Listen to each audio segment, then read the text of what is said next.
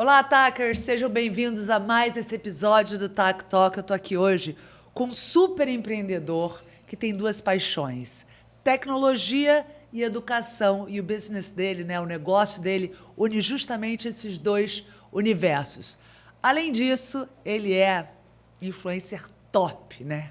Um dos primeiros do LinkedIn. Richard Uchoa, muito obrigado pela sua presença aqui com a gente. Muito obrigado, um prazer estar aqui. Estou animado para essa conversa aqui e justamente trazer um pouco do nosso conhecimento, experiência para inspirar os jovens aí para entrarem no mercado de trabalho e também prosperarem. Maravilha. Richard, vamos começar com o que você faz hoje, porque a sua história, o seu background, né, aquilo que você viveu no passado é super inspirador e a gente já vai contar essa história. Mas o que você faz hoje? É educação corporativa digital. Como incluir educação no meio profissional, né? Que a gente pensa em educação até chegar na profissão. Tem que continuar estudando? É exatamente isso. Assim, o nosso conceito da educação tradicional, a gente é ensinado que você vai fazer um ensino básico, ensino médio, faculdade, e aí você vai estar pronto para a vida. Na verdade, o fim da faculdade, né, ou o momento que você entra ali no mercado profissional... É só o início. É só o início, não é o fim. Você descobre naquele momento que você não sabe nada. E está tudo bem. E é isso mesmo. Então, vamos imaginar o seguinte, você se forma em medicina. Você é um generalista médico. Você se forma em arquitetura, em qualquer coisa. Você sabe pouco de várias coisas. Só que nada disso é o suficiente para você conseguir um emprego. Então, você vai ter que se especializar, seja na medicina, na arquitetura, na engenharia, na programação. Você vai entrar numa área e se especializar. Depois que você começa a ter mais conhecimentos específicos, você vai também buscando emprego, tudo mais. Imagina que você consegue um emprego. Aí a empresa fala, tá bom, você aprendeu tudo isso que, para mim, é apenas um pré-requisito. Você até agora não tem um diferencial. Isso que a gente acha que o diploma é o nosso diferencial. Não, o diploma é algo que vai te igualar. Só isso. É o básico que você tem que ter. É o básico e eu digo que é o pré-requisito. Por que é ou no curso técnico, ou numa faculdade, dependendo do emprego que você quer, né? Exatamente. O diploma em geral, né? Seja pode ser do ensino médio, pode ser um certificado de qualquer área. Mas ele é o que vai te igualar e é o pré-requisito. Por quê? Vou trazer isso de uma forma muito simples.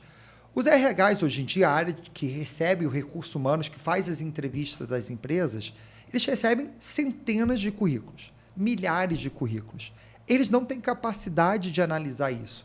Então, o que eles usam? Eles usam tecnologia para filtrar as pessoas. E vai ter um filtro lá que é o seu curso concluído. Então, todo mundo que entra no filtro, a partir dali, está igual. Agora, você vai ter que buscar os seus diferenciais. Tá? Então, quando a gente olha tudo que a gente aprende sobre o mundo da educação, não é para te diferenciar, é para te igualar. Tá? E tá tudo bem, é isso mesmo. A partir do momento que você encerra, né, um marco educacional, seja um ensino técnico, ensino médio ou superior, seja o que for, você está começando a buscar os seus diferenciais. Tá? Então, vamos lá. A empresa... Entrei numa empresa. Entrou numa empresa. Agora a empresa vai falar, tá bom, o que você sabe é o pré-requisito básico. Agora eu, empresa, preciso te ensinar... Meu método, né? O meu método. A forma que eu aplico esse conhecimento aqui dentro. Porque cada empresa tem o seu modelo. E aí ela tem que te ensinar duas grandes categorias. Uma categoria são as habilidades técnicas, ou seja, que botão que você aperta, ou como que você usa uma linguagem de programação, como que você usa o sistema, como que você usa... Na área de medicina, a ferramenta que ela usa, a metodologia que ela usa. Na área do jornalismo, por exemplo, eu tenho que saber qual é o sistema de edição. Sim. Né? Como é que eu faço para buscar uma imagem de arquivo, por exemplo. Exatamente. Como é que eu faço para buscar a imagem que acabou de ser feita ao vivo. Enfim. Dentro daquela organização. Dentro daquela organização. Se você sair daquela e vai para outra... Já é outro sistema. Ela edita a imagem, mas em outro sistema. Ou seja, isso é a coisa técnica, né? Ensino técnico da empresa. E tem a parte comportamental. Né? Que existe uma frase que é bem comum nas empresas, que é as pessoas são contratadas pelas habilidades técnicas e são desligadas por falta de habilidades comportamentais. Então, como que eu alinho o seu comportamento, o seu modelo de pensamento para estar alinhado com a cultura da minha empresa, da forma que a gente trabalha dentro da empresa? Então, são essas duas grandes áreas que a educação corporativa busca desenvolver. Ou seja, técnico comportamental. Então, mas não é entrar numa sala de aula e ter uma aula com o professor ao vivo. É através do computador. Programas de computador que vão levar o funcionário nesse universo do que a empresa quer apresentar para ele. Perfeito. O que a Revo faz é exatamente essa parte digital, mas a educação corporativa como um todo tem também sala de aula, tem também palestras, tem vários modelos, mentoria, é bem ampla, o segmento como um todo é bem amplo. A Revo é especializado na parte digital. Quando você fala sobre esses programas digitais, né, que vocês desenvolvem, isso tem entrado nas empresas com força total ou é ainda muito embrionário no Brasil, né? Usar essas ferramentas para poder criar uma linha, um fio condutor entre os funcionários, entre os colaboradores, o time de cada empresa? Perfeito. Existem estatísticas que mostram que empresas que investem em educação corporativa performam mais, vão mais longe, têm mais resultado, têm mais lucro no final do mês. Então, por quê? Vamos pegar um cenário que é muito simples de entender. Um shopping center. Todo mundo já entrou no shopping. Você vai para uma empresa, entra numa loja que o vendedor não tem nenhum treinamento. E você pede um produto, ele não sabe falar do produto, não tem uma técnica de vendas e tal, e você entra numa outra loja que ele é muito bem treinado. Sabe tudo do produto. Passou uma semana treinando, não sei quantas horas, mesmo que digitalmente, sobre os produtos da loja, sobre que cores tem, que tamanhos, que tudo. É exatamente isso. Quem vai vender mais? Quem está bem treinado. Então, assim, a educação corporativa para as empresas é vista como um investimento que ela faz para conseguir ter mais resultados no final do mês. As empresas que não investem, elas vão ter resultados inferiores. E muito óbvio, a pessoa está bem treinada, performa mais. A pessoa que está mal treinada vai ter um desempenho pior. Hoje, no Brasil, os empresários já têm essa consciência? Já têm esse termômetro? A partir das médias empresas, sim. É muito difícil uma média empresa não investir em treinamento. Né? Então, você pega você entra no shopping, você pega as redes de lojas, você vai ver essas empresas investindo em treinamento. Às vezes, uma empresa pequena que só tem uma loja, o dono não conhece, ou ele está próximo, ele acha que o modelo dele e tal, ele vai ter mais dificuldade ou falta de visão de investir em treinamento. Então, a Revo, ela acaba entrando muito das médias para as grandes empresas. Que também é um grande desafio você colocar 1000 cabeças pensantes numa linha só. Então, é importante todo mundo fazer o mesmo treinamento. Né? E por isso o digital é importante. Porque assim, os nossos clientes normalmente têm mais de 500 ou mais de 1000 funcionários. A gente e tem escritórios diferentes, né? Espalhados pelo Brasil. A gente tem clientes com 10 mil, 50 mil, 100 mil funcionários. Como que você treina essas pessoas em sala de aula? Então, por exemplo, um exemplo bem fácil de entender. A gente atende as 3 principais bandeiras de posto de gasolina no país. Como você treina 75 mil frentistas no novo produto de meio de pagamento que aquele posto vai lançar? Então, só digitalmente? Tem que ser digital. Por meio de videozinhos, coisas engraçadas, ou é sempre uma coisa meio monótona? Então, primeiro... Eu já fiz vários treinamentos, tá, gente? Então, eu tenho conhecimento de causa. É verdade. Tem uns muito legais, que tem bonequinho, você vai acompanhando uma história que é desenhada, e tem outros que são mais 1000 folhas para você ler digitalmente. O nosso modelo é um modelo que a gente chama de Netflix. Tá? A gente tem uma metodologia nossa que a gente chama de edutainment, que é misturar educação e entretenimento. Então, a gente cria séries. A gente cria situações, vai para o posto de gasolina, filma, traz um ator, cria humor, cria cenas, faz dramatização. Então, a gente tem todo o modelo que é imersivo na aprendizagem para que aquela pessoa goste de aprender. Para que a gente possa aprender e, de fato, criar um novo conhecimento, mudar comportamento. Esse é o objetivo. E tem que ser um para cada empresa, né? Não adianta você fazer... Você já tem 3 grandes empresas, sei lá, de posto de gasolina. Não adianta você fazer para uma e servir para outra que servir para outra. Não tem como, né? É sempre é customizado. Então, a gente tem os dois modelos, tá? Ah. A gente tem conteúdos que a gente fala que faz parte do nosso catálogo de cursos. Aí vou dar um exemplo. Vamos falar sobre saúde mental. Isso é muito interessante. Até sobre saúde mental, vocês estão fazendo curso nas empresas? Sim, sim. E a gente traz grandes especialistas. Então, por exemplo, nosso parceiro de saúde mental é Augusto Cury, maior referência do mundo nesse assunto. E ele vai trazer as suas teorias sobre como funciona a saúde mental para qualquer ambiente. Então, isso é um corporativo, exemplo... né? Corporativo, sempre dentro da empresa. Você identificar quem não está bem, etc. Ele deve falar sobre N coisa. Né? Eu já estaria com uma entrevista pronta para ele. Não, ele é ótimo. Mas, então, ele vai trazer conteúdos que são aplicáveis em qualquer cenário. Agora, depois do RH, vamos pegar o caso de saúde mental dentro da área da liderança. O RH consegue trazer um conteúdo desse, que é com grande especialista, tudo mais para dentro da empresa, e depois ele bota como que eu aplico isso na minha empresa. E aí ele faz um customizado. Então, a gente sempre fala, a melhor forma de você otimizar o custo, porque essas produções são caras. Óbvio. Né, é você misturar. Eu pego do catálogo o que a gente chama das habilidades gerais, né, de comunicação. Por exemplo, comunicação é com Mark Tawil, que é um jornalista conhecido. Então, a gente traz pessoas conhecidas de referência para criar conteúdos gerais, e depois você customiza. E a empresa customiza com como ela aplica aquele conhecimento no cenário dela, conhecimento específico. Você também ajudou a fundar, ou foi o criador, já não me lembro mais do que eu li sobre a sua vida, da Anti-Escola. Sim. Você fundou isso? Sim. O que é a Anti-Escola? Explica pra gente, porque eu quero voltar para a sua história profissional já. Sim. Então, primeiro assim, toda a minha história, que a gente vai falar um pouco, é muito pensando em novos modelos de ensino. Quando a gente criou a Anti-Escola, o que a gente viu? Primeiro, Anti-Escola. Você já pensa assim, é contra a escola. Não, é o contrário da escola. Tá? O anti é de sentido contrário. E não contra. Então, a gente pensa, a gente criou uma escola para empreendedores digitais.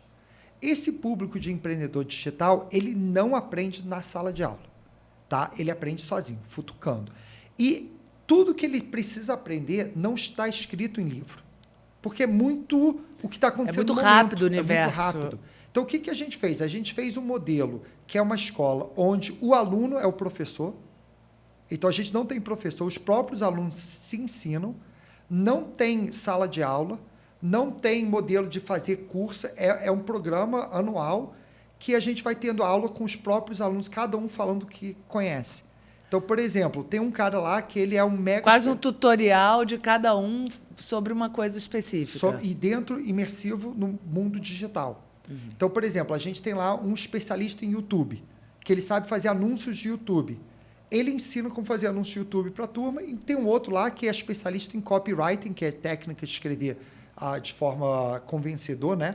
E ele vai ensinar isso. E aí cada um, são 170 empreendedores, cada um, toda quase semana... Quase um escambo de conhecimento. Exatamente. E cada um vai ensinando, não o que aprendeu na teoria, mas o que está aplicando na prática. Então, esse é o modelo que a gente desenvolveu e deu super certo. Então, um dos negócios lá. E essa sua paixão, esse seu... Você tá correndo no sangue, né? Sim. A sua história com a educação. É verdade. O seu avô fundou uma grande universidade, né? Sim. Aqui do Rio de Janeiro. E você já entrou nesse universo logo do início? Assim, você sabia que você ia trabalhar com isso? Ou foi meio de orelhada mesmo? Não, foi assim, primeiro, meu avô fundador da Estácio, uma das maiores universidades do Brasil, só que eu fui criado nos Estados Unidos. Então, minha mãe, na época, a Estácio era pequena, tal, minha mãe falou, época do plano Collor, tudo mais. Aí falou, vou tentar a vida fora. Então, eu com 5 anos fui morar fora. E só voltei para o Brasil com 17 anos. Então, minha educação toda foi feita lá fora, escola pública, vivendo uma vida de imigrante lá fora, nenhum tipo de privilégio, tanto que a gente não tinha muita conexão aqui com o Brasil. Quando a gente volta para o Brasil, é outra empresa. Então, quando a gente saiu, a Estácio tinha uma unidade, quando a gente volta é gigante. Uma rede, né? É uma rede e de uma proporção muito grande. E aí eu só fui entender educação, Estácio, essas coisas assim, quando eu voltei com 17 anos. Só que eu tinha um problema, eu não sabia ler e escrever em português. Então, eu fui fazer vestibular sem saber ler e escrever em português. E aí, eu fui escolher TI por ser a única profissão que você não precisava saber ler e escrever em português. Então, esse foi o meu motivo de escolha. Eu queria fazer outros cursos, mas tinha que saber ler. E eu não conseguia. TI é só número e tal. Você sempre deve ter gostado de tecnologia, né? Eu gostava de matemática. Tecnologia não era... Então, você realmente foi fazer TI porque muita gente que faz TI, inclusive, tem que saber falar inglês, né? É engraçado que eu não tirava 10 na disciplina de inglês, porque a prova eu tinha que traduzir para o português e eu não sabia o português. Então, enfim, curiosidades aí do... Mas aí, logo que eu começo a fazer faculdade de tecnologia, eu começo a trabalhar na Estácio. Na época, era uma empresa familiar ainda, e eu fui trabalhar na área de tecnologia mesmo, na área de programação. E você desenvolveu algo importante lá, né? E aí, com o tempo lá, o meu avô me convida para montar o projeto de ensino à distância. Então, eu entrei em 2004, 2006 eu começo a desenvolver um projeto de EAD, que se torna um dos maiores projetos de EAD do Brasil. Então, bem jovem, né? Eu comecei na Estácio com 18, já com 21 eu estou liderando um time de 40, 50 pessoas montando EAD, e eu fico lá até 2009. E aí, naquela época, a gente já tinha um projeto com centenas de milhares de alunos fazendo EAD no Brasil inteiro. Dando acesso também a muitas pessoas que não teriam a capacidade Sim. de estar aqui e, enfim, nas unidades da universidade poderem se formar, né? E isso numa época que não era comum, não é? Então, a gente começou isso em 2006. Eu lembro quando eu fui para a nossa unidade em Macapá, não tinha banda larga na faculdade, era discado. Então, como que você vai fazer? E aí a gente traz satélites, traz várias tecnologias. Tal. Então, a gente desenvolveu um projeto bem grande. Até 2009, eu saio para fazer mestrado na Universidade de Oxford, na Inglaterra, na área de educação. Então, educação também na formação acadêmica. Só que naquele ano, meu avô vende a Estácio. Aí a Estácio já tinha capital aberto, já estava na bolsa e tal, e ele vende 100% das ações. Então, meu objetivo de voltar para a empresa e continuar não era mais possível. E aí você tinha que arrumar seu próprio negócio. Aí eu sabia que eu ia foi empreender. lá na Inglaterra o embrião desse negócio que você montou no Brasil?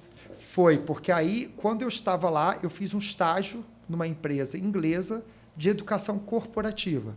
Então, eu conhecia muito bem a tecnologia, o ensino à distância, tudo mais, mas aplicado no meio universitário. Aí eu conheci o mercado de educação corporativa na Inglaterra. E aí, quando eu saio... Que lá já estava desenvolvido ou hoje Brasil e Inglaterra estão em pé de igualdade nesse sentido? É diferente. Assim, sim, está mais desenvolvido, mais enraizado, só que lá tem uma característica que o desafio não é acesso e o desafio não é escolaridade. O Brasil tem um desafio muito grande, muito maior... Qualificação profissional. De qualificação profissional. Então, lá você vai ter muito mais... A técnica da empresa, a norma reguladora, a lei, o que diz. Então, e lá o modelo é muito mais texto. Por quê? Porque as pessoas sabem ler. No Brasil, a gente usa mais vídeo. Né? Apesar da dificuldade de acesso banda larga, porque a gente sabe a dificuldade do brasileiro com a escrita. Então, tem algumas características diferentes. Né? Lá é muito mais comum. Assim, é padrão, normal, qualquer empresa vai ter. Aqui já é. Não é? Eu acho que é difícil uma média grande empresa fugir disso. Só que aqui o desafio eu vejo que é muito maior do que o deles. Por esse motivo. Porque tem funcionários de A a Z, né? Com baixa escolaridade, tem funcionários com altíssima escolaridade. Sim. Então, assim, aqui o universo para vocês deve exigir um pouco mais de criatividade. Muita. E aí você teve essa oportunidade de trabalhar numa empresa lá, você já era aqui, né? Você já estava bem desenvolvido profissionalmente, deu um downgrade, né? Virou estagiário de uma empresa lá, o que foi muito legal, porque isso requer um pouco de humildade, né? De você dar um passo para trás para dar não sei quantos para frente. E aí você saiu de lá para vir para o Brasil por quê? Então, primeiro, o projeto era ir lá ficar um ano. Né? Eu estava noivo, ia casar, então tinha essa coisa toda da família. Eu já era executivo na Estácio, e aí eu vou para lá e, como você falou, eu virei estagiário. Então, só que foi interessante porque, primeiro assim, eu sempre falo para os jovens, não pensa no dinheiro, pensa nas oportunidades e as experiências. Então, por exemplo... Oportunidade de conhecer, né? O conhecimento vale mais do que o diploma.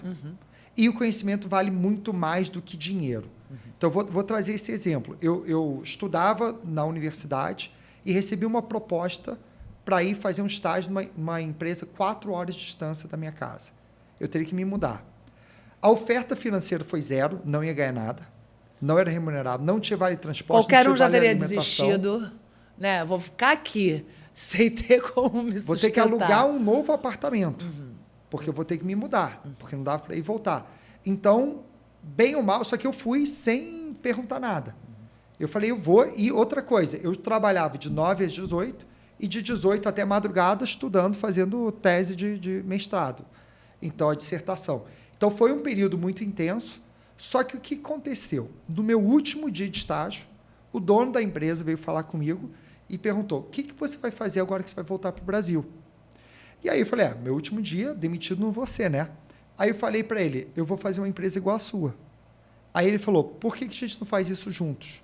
Olha que barato. Visionário também, né? E aí, só que na época eu falei o seguinte, vamos fazer o seguinte, deixa eu voltar para o Brasil, deixa eu montar minha empresa e a gente conversa daqui a 1 ano. Por quê? Porque eu sabia que se eu aceitasse e fosse direto, eu seria funcionário dele.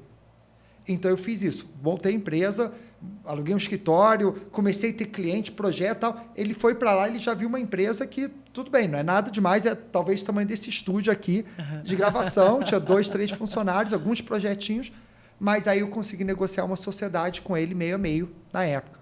E aí eu virei sócio dele no Brasil. Com o tempo, a empresa foi crescendo, tudo mais.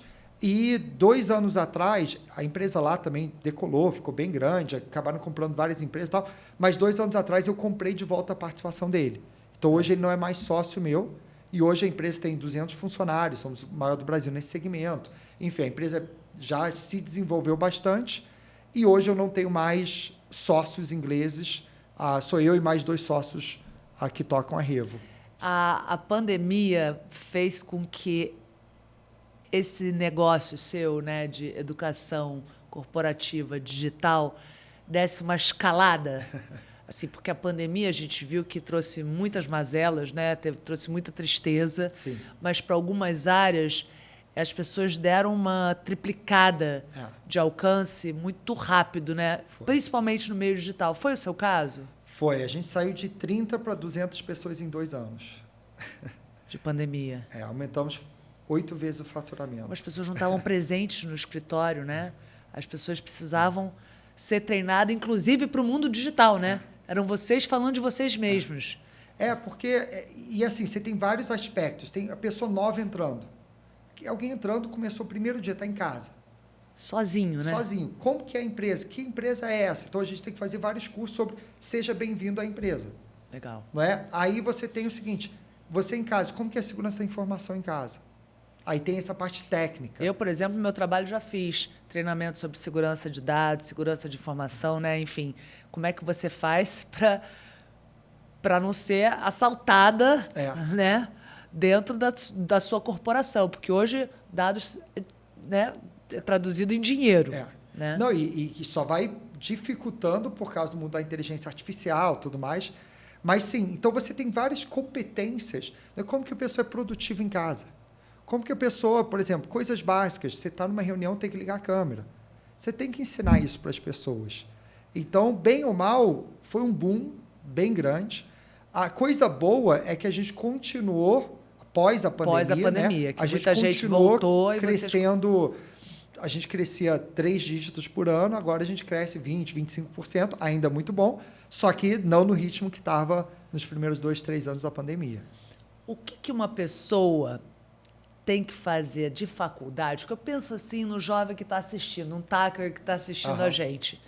Pô, que barato, ele é formado em TI. Claro que deve ter contribuído e muito para o que você faz hoje, óbvio. Aí ele fez uma especialização na área de educação, em Oxford. Ok, eu estou aqui me preparando, curti muito o que ele está falando, né, de fazer isso, gosto de educação, gosto de tecnologia. Mas o que precisa fazer? Estudar para poder trabalhar num negócio como o seu? Então, uma coisa que eu acho interessante para os jovens, todo mundo está buscando o seu propósito. Por que eu estou aqui? Qual o propósito que eu tenho? Eu lamento informar que você não vai achar. Você não vai achar seu propósito. O seu propósito que vai te achar. É diferente. que acontece? Você, como jovem, você não tem que sair pensando, não, o que eu gosto? Não, não. É o seguinte, você vai entrar numa área que você goste, preferência, pode ser tecnologia, pode ser medicina. Se você não gosta de pode ser qualquer matemática, não coisa. vai entrar na matemática, né? É. Você gosta de escrever, você gosta de ler, você gosta de ciências. Enfim, você vai entrar numa área que tem a ver com você. E você escolhe uma área. Depois, você começa a trabalhar. É fundamental trabalhar durante a faculdade. Se você se forma sem trabalhar... Você não sabe o que você vai querer fazer, né? E não só isso, você não consegue emprego. É. Por quê? Porque um monte de pessoas tem o mesmo diploma com você e tem 2 anos de estágio. Eles estão 2 anos na sua frente. Então, como que você consegue entrar no mercado estagiando? Então, corre, primeiro, segundo ano, começa a fazer estágio. Porque o estágio vai te dar para onde você vai seguir, né? Eu, por exemplo, fui produtora, fui editora, fui roteirista, fui apresentadora, hoje sou repórter. Então, quer dizer, vai te apontando os caminhos e você vai seguindo o que você se propõe, né? O que você acha que você pode entregar melhor, o que você gosta mais de fazer. O seu exemplo foi perfeito. Você entrou numa bandeira, uma área ampla, uma corporação gigante. Antes até da empresa, da faculdade, jornalismo. Jornalismo, que é imenso. Primeiro, comunicação social, comunicação né? Social, é verdade. Tive que escolher entre publicidade e jornalismo. Fiquei na dúvida há muito tempo. E aí, escolhi jornalismo. Aí você vai funilando. Afunilando. Aí depois você vai fazer o estágio. Você falou que você estagiou, fez várias coisas. Até que você começa a gostar. Poxa, dentro desse leque tão grande, eu gosto desse. Deixa eu entrar mais, deixa eu abrir mais. E aí... E acaba se destacando mesmo, né? Porque a pessoa que curte o que está fazendo, mesmo no estágio, mesmo como trainee, talvez ganhando pouco, tá ali, vai se destacar, né? Porque vai gostar do que está fazendo. E aí que o propósito te acha. Não é você não vai achar o seu propósito sentado no sofá pensando na vida. Sentado na sala de aula pensando na vida. Não, a faculdade é o ponto inicial e não o ponto final da jornada. É quando começa. Terminou a faculdade, você começou a jornada. Se você não estagiou, você já começou tarde. Então, começa estagiando. E aí você vai entrando numa empresa, vai outra, aí você gosta de uma coisa, você corre atrás, você aprende mais, se especializa.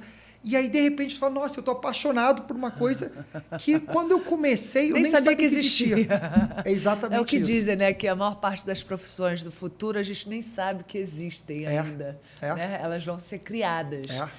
Hoje, você tem 200 funcionários na sua empresa, eles são mais ou menos de que idade? Ou não importa? Não importa, eu acho que o mais jovem deve ter... Tem jovem aprendiz e tal, mas assim...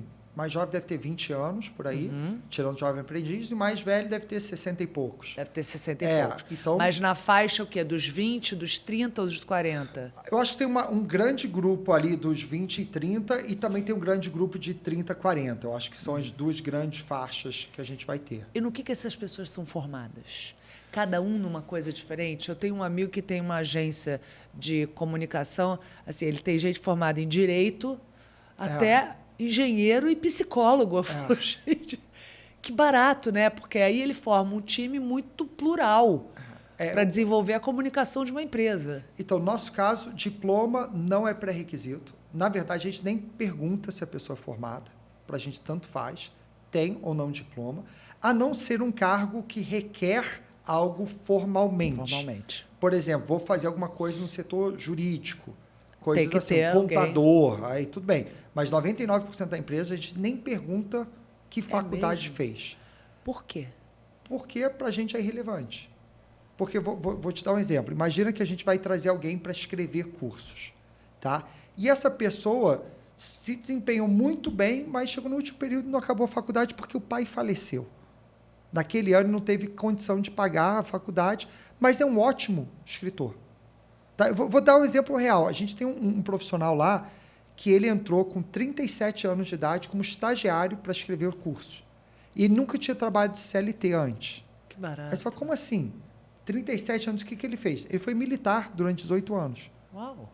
E aí ele cansou da vida militar e quis fazer faculdade de jornalismo.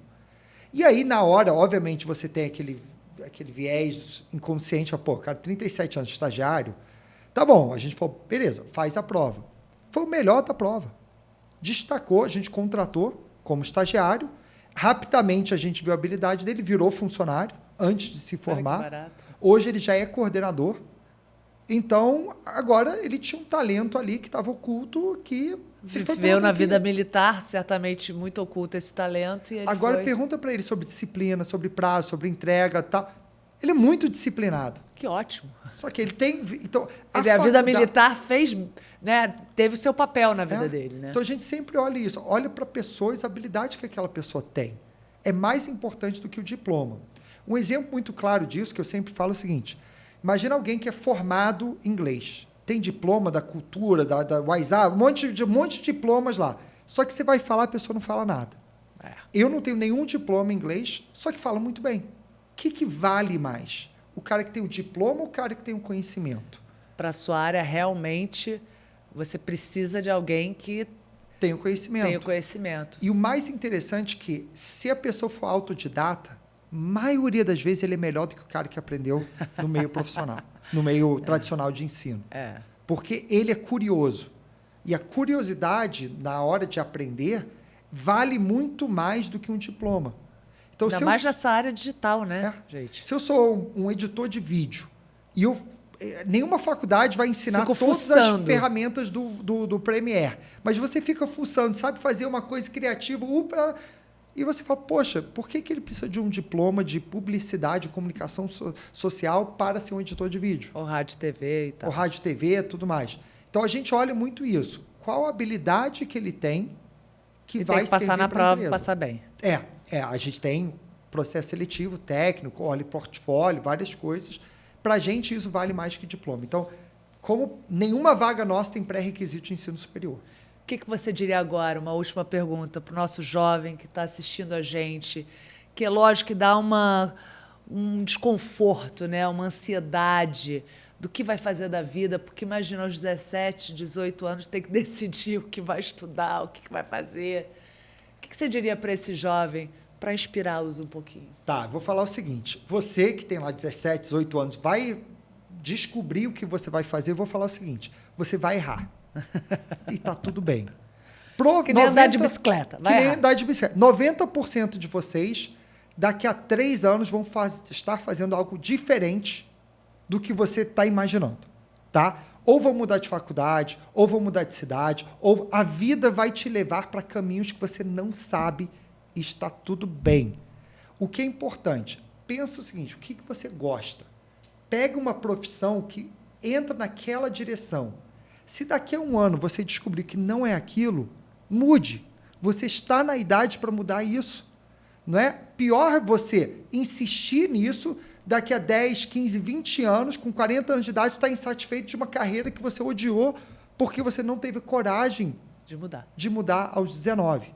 Então tá tudo bem. Mas seja resiliente também, né? Vai tentando. Porque verdade. Muitas vezes você entra num negócio e você fala, pô, não gostei disso, mas aquilo ali.